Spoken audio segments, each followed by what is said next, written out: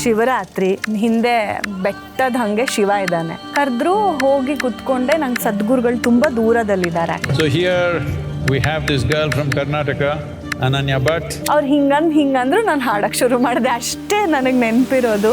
ಸದ್ಗುರು ಅವರ ಮುಂದೆ ಹಾಡಿದಾಗ ವಿಭಿನ್ನವಾಗಿ ಸ್ಟ್ಯಾಂಡ್ ಔಟ್ ಆಗೋದಕ್ಕೆ ಕಾರಣ ಏನಿತ್ತು ಅಂತ ಹೇಳ್ತೀರಾ? ಅದು ನನ್ನ ಸಾಧನೆ ಅಲ್ಲ, ಆ ಹಾಡಿಗೆ ಆ ಜಾಗಕ್ಕೆ ಹೋಗ್ಬೇಕಾಗಿತ್ತು. 1.5 ವರ್ಷದ ಮುಂಚೆ ಅದನ್ನ ಇಂಜಿನಿಯರ್ಸ್ ಪಿಕ್ ಅಂತ ಒಂದು ಚಾನಲ್ ಅಲ್ಲಿ ಇದನ್ನ ರಿಲೀಸ್ ಮಾಡಿದ್ವಿ ಹಾಡಿ. ಸದ್ಗುರುಗಳು ಕೇಳಿ ನಾನು ನಿನ್ ಫ್ಯಾನ್ ಅಂತ ಒಂದು ಲೆಟರ್ ಕಳಿಸಿ ಇದನ್ನ ಬಂದು ಪರ್ಫಾರ್ಮ್ ಮಾಡು ನೀನು ಮಹಾಶಿವರಾತ್ರಿನಲ್ಲಿ ಅಂತ.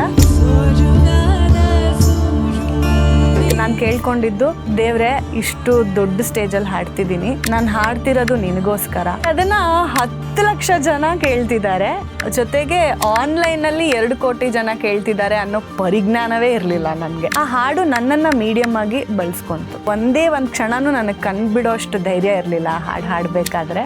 ಆ ಹಾಡು ಹಾಡಿ ಎದ್ದು ಮೆಟ್ಲು ಇಳ್ಕೊಂಡು ಬರ್ತಿರ್ಬೇಕಾದ್ರೆ ನನಗೆ ಕೈ ಕಾಲೆಲ್ಲ ನಡುಗ್ತಾ ಇದೆ. ಅಷ್ಟು ಒಂಥರ ವೈಬ್ರೇಷನ್ ನನಗೆ ಇತ್ತು ಆ ಹಾಡು ಹಾಡಬೇಕಾದ್ರೆ.